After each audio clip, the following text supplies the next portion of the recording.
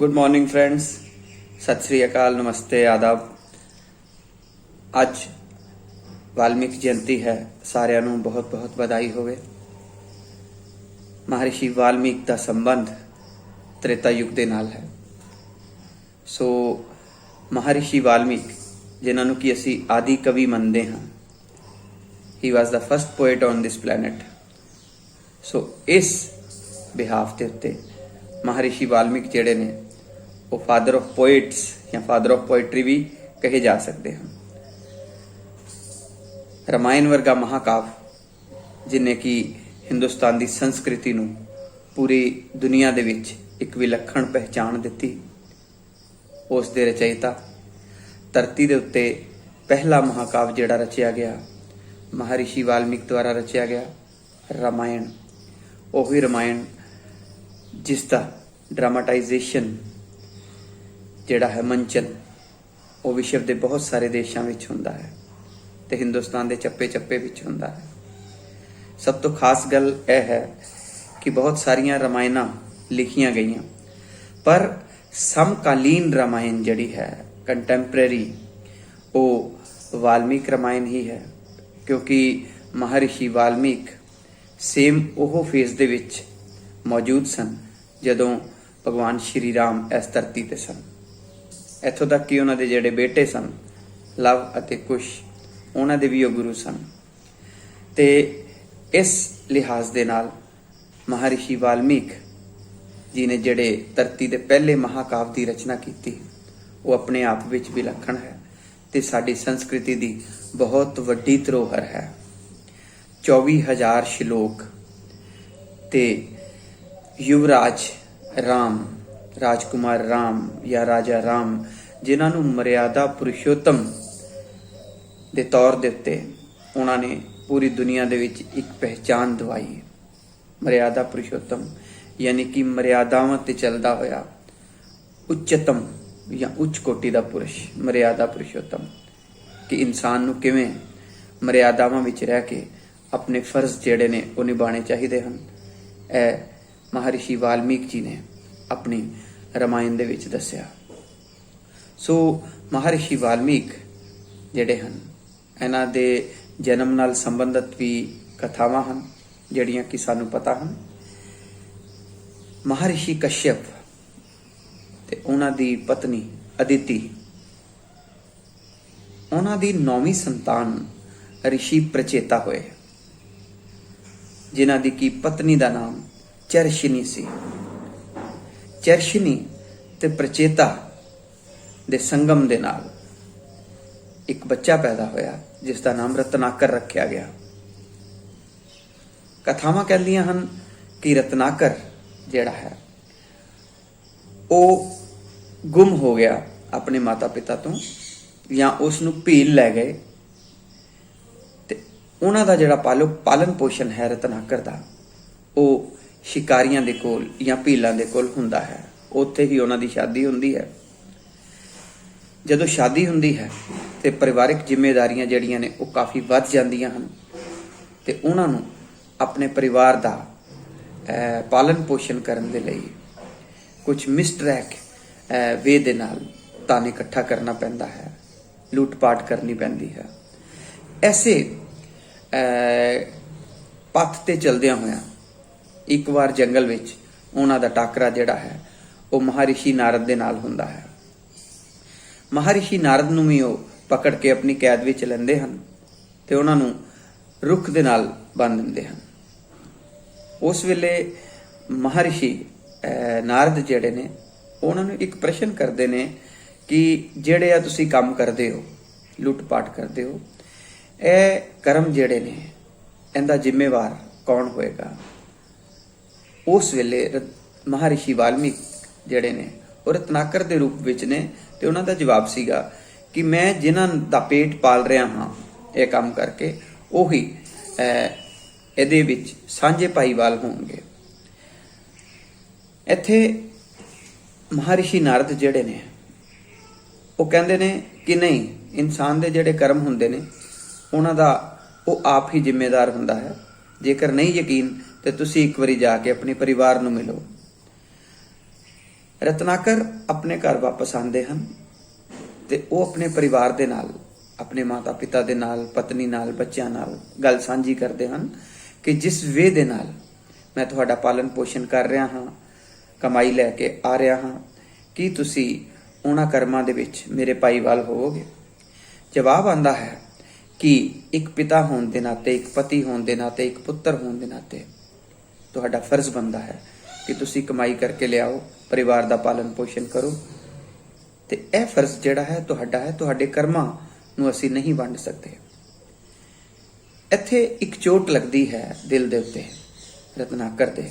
ਉਹ ਵਾਪਸ ਆਉਂਦੇ ਹਨ ਤੇ ਮਹਾਰਿਸ਼ੀ ਵਾਲਮੀਕ ਜਿਹੜੇ ਨੇ ਉਹਨਾਂ ਨੂੰ ਪ੍ਰਣਾਮ ਕਰਦੇ ਹਨ, ਕਿਉਂਕਿ ਸ਼ਾਇਦ ਉਸ ਵੇਲੇ ਉਹਨਾਂ ਨੂੰ ਸਭ ਤੋਂ ਪਹਿਲੇ ਗੁਰੂ ਦੇ ਰੂਪ ਵਿੱਚ ਮਿਲੇ ਸਨ ਮਹਾਰਿਸ਼ੀ ਨਾਰਦ।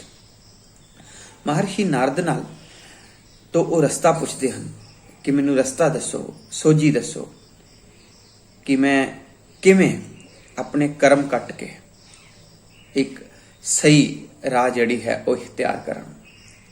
ਤੇ ਮਹਾਰਿਸ਼ੀ ਨਾਰਦ ਜਿਹੜੇ ਨੇ ਉਹਨਾਂ ਨੂੰ ਇੱਕ ਮੰਤਰ ਦਿੰਦੇ ਹਨ ਰਾਮ ਦਾ। ਇੱਥੇ ਮਹਾਰਿਸ਼ੀ ਨਾਰਦ ਤੇ ਚਲੇ ਜਾਂਦੇ ਹਨ, ਪਰ ਰਤਨਾਕਰ ਸਮਾਧੀ ਸਥ ਹੋ ਜਾਂਦੇ ਹਨ।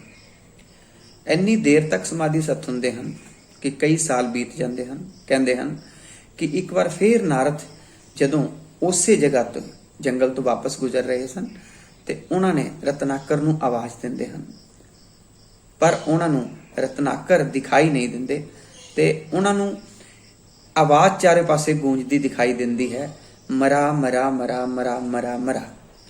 ਸੋ ਰਾਮ ਨਹੀਂ ਮਰਾ, ਇਹ ਸ਼ਬਦ ਜਿਹੜਾ ਹੈ ਗੂੰਜ ਰਿਹਾ ਹੈ। ਤੇ ਇੱਕ ਬਰਮੀ ਜਿਹੜੀ ਹੈ ਉਹ ਪੂਰੀ ਦੀ ਪੂਰੀ ਚੀਂਟੀਆਂ ਦੇ ਨਾਲ, ਮਿੱਟੀ ਜਿਹੜੀ ਹੈ ਉਹ ਪੂਰੀ ਦੀ ਪੂਰੀ ਇੱਕ ਥੇ ਜਿਹਾ ਜਿਹੜਾ ਹੈ ਉਹ ਬਣਿਆ ਹੋਇਆ ਹੈ, ਬਰਮੀ ਬਣੀ ਹੈ, ਉਸ ਦੇ ਅੰਦਰੋਂ ਆਵਾਜ਼ ਆ ਰਹੀ ਸੀ। ਮਹਰਿਸ਼ੀ ਨਾਰਦ ਨੇ ਉਹਨੂੰ ਜਦ ਹਟਾਇਆ ਤੇ ਥੱਲਿਓਂ ਐਨਲਾਈਟਡ, ਜਿਸ ਸੋਲ ਦਾ, ਆਤਮਾ ਦਾ ਪੂਰਨ ਰੂਪਾਂਤਰ ਹੋ ਚੁੱਕਿਆ ਸੀਗਾ, ਉਹ ਮਿਲੇ, ਜਿਨ੍ਹਾਂ ਦੇ ਮੂੰਹ ਚੋਂ ਰਾਮ ਰਾਮ ਸ਼ਬਦ ਦੀ ਜਗ੍ਹਾ ਮਰਾ ਮਰਾ ਮਰਾ ਮਰਾ ਸ਼ਬਦ ਜਿਹੜਾ ਸੀਗਾ ਉਹ ਚੱਲ ਰਿਹਾ ਸੀਗਾ, ਪਰ ਐਨਲਾਈਟਡ ਸਨ।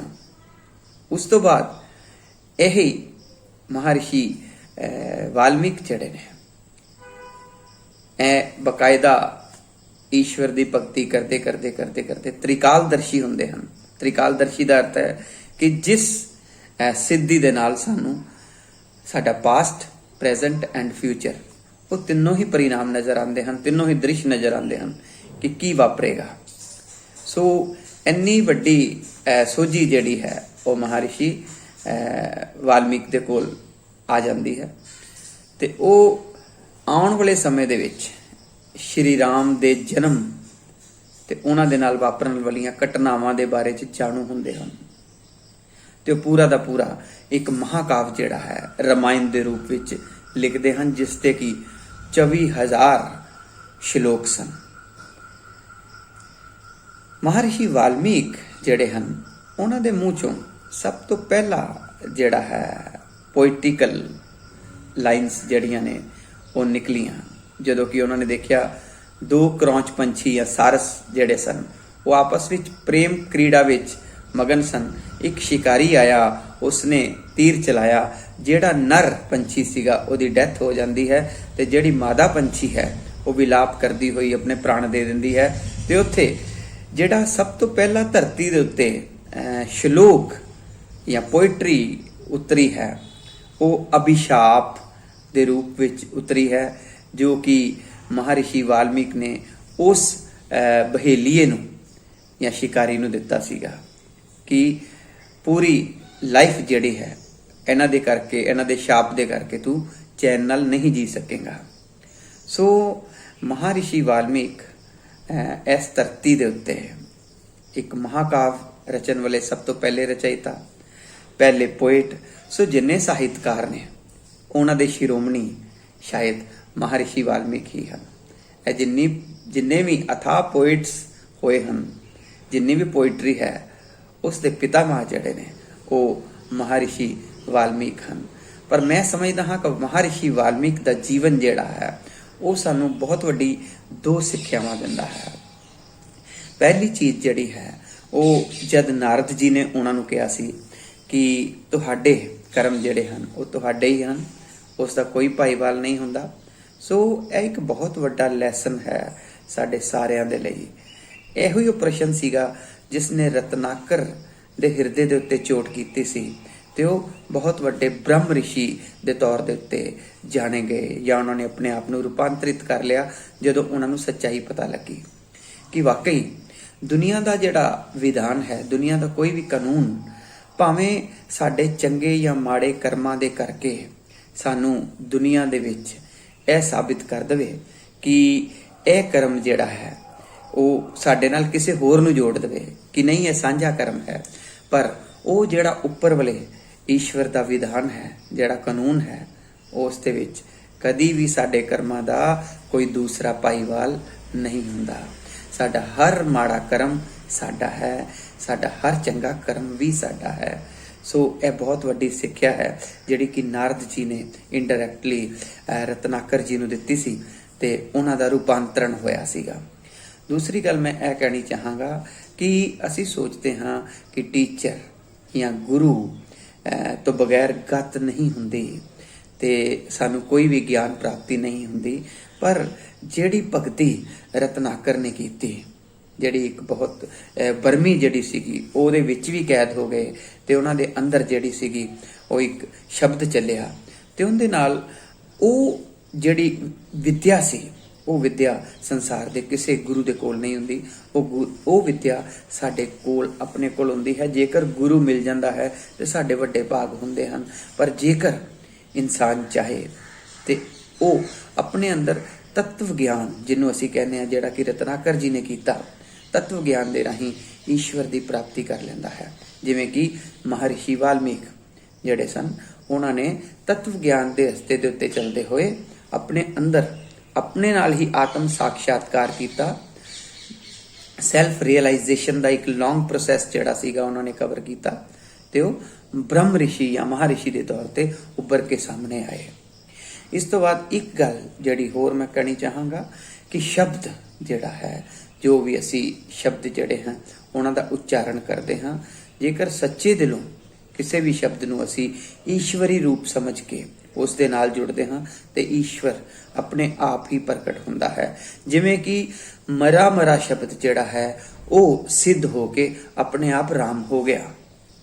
ਤੇ ਇਹ ਜਿਹੜੀ ਮਹਾਰਿਸ਼ੀ ਵਾਲਮੀਕ ਦੇ ਨਾਲ ਜੁੜੀਆਂ ਹੋਈਆਂ ਕੁਝ ਇੱਕ ਗੱਲਾਂ ਜਿਹੜੀਆਂ ਮੈਂ ਤੁਹਾਡੇ ਨਾਲ ਸਾਂਝੀਆਂ ਕੀਤੀਆਂ ਹਨ, ਮੈਨੂੰ ਉਮੀਦ ਹੈ ਅੱਜ ਮਹਾਰਿਸ਼ੀ ਵਾਲਮੀਕ ਜੀ ਦੇ ਪ੍ਰਗਟ ਉਤਸਵ ਦੇ ਉੱਤੇ ਤੁਹਾਨੂੰ ਮਹਾਰਿਸ਼ੀ ਵਾਲਮੀਕ ਜੀ ਦੇ ਬਾਰੇ 'ਚ ਜਿਹੜੀਆਂ ਮੈਂ ਇਹ ਗੱਲਾਂ ਸਾਂਝੀਆਂ ਕੀਤੀਆਂ ਨੇ ਉਹ ਤੁਹਾਡੇ ਗਿਆਨ ਨੂੰ ਵੀ ਵਾਧਾ ਦੇਣਗੀਆਂ ਤੇ ਤੁਹਾਨੂੰ ਮਹਾਰਿਸ਼ੀ ਵਾਲਮੀਕ ਜੀ ਦੇ ਬਾਰੇ ਦੇ ਵਿੱਚ ਉਹਨਾਂ ਨੇ ਕਾਫੀ ਕੁਝ ਕਲੀਅਰ ਕੀਤਾ ਹੋਊਗਾ। ਸੋ ਸਾਰਿਆਂ ਨੂੰ ਇੱਕ ਵਾਰ ਫੇਰ ਮਹਾਰਿਸ਼ੀ ਵਾਲਮੀਕ ਦੇ ਜਨਮ ਦਿਵਸ ਦੀ ਪ੍ਰਗਟ ਉਤਸਵ ਦੀ ਬਹੁਤ ਬਹੁਤ ਵਧਾਈ ਹੋਵੇ। ਮੇਰੀ ਵਿਦਿਆਰਥਣ ਹੈ ਜਿਸ ਨੂੰ ਮੈਂ ਕੱਲ ਆਪਣੀ ਇੱਕ ਕਵਿਤਾ ਦਿੱਤੀ ਸੀ ਮਹਾਰਿਸ਼ੀ ਵਾਲਮੀਕ ਜੀ ਦੇ ਜੀਵਨ ਦੇ ਨਾਲ ਸੰਬੰਧਿਤ ਜੁੜੀ ਹੋਈ, ਉਹ ਤੁਹਾਡੇ ਸਾਹਮਣੇ ਉਹ ਪੇਸ਼ ਕਰੇਗੀ। ਕੱਲ ਦੀ ਸਵੇਰ ਦੀ ਸਭਾ ਦੇ ਵਿੱਚ ਸਾਡੇ ਸਕੂਲ ਦੇ ਵਿੱਚ ਹਮੇਸ਼ਾ ਦੀ ਤਰ੍ਹਾਂ ਰਿਵਾਇਤੀ ਤੌਰ ਦੇ ਉੱਤੇ ਮਹਾਰਿਸ਼ੀ ਵਾਲਮੀਕ ਜੀ ਦੇ ਜੀਵਨ ਦੇ ਉੱਤੇ ਚਾਨਣਾ ਪਾਇਆ ਗਿਆ ਸੀਗਾ। ਤੇ ਆਓ अपनी बेटी दे कोलों एक कविता सुनते हैं, तुहानू शर्तिया पसंद आएगी। Thank you. इधर से गुजरा था, सोचा सलाम करता चलूं।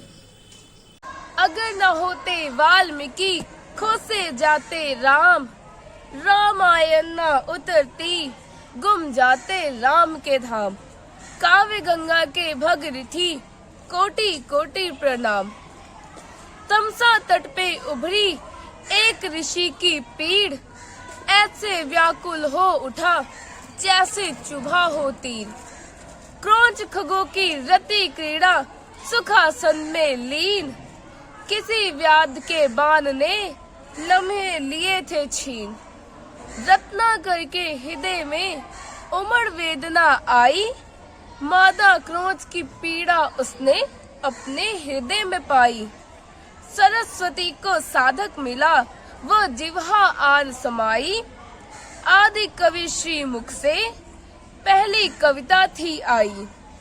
कोटि कोटि प्रणाम वाल्मीकि भक्ति पुंज उपार, महर्षि आपके कारण जाना श्री राम को यह संसार।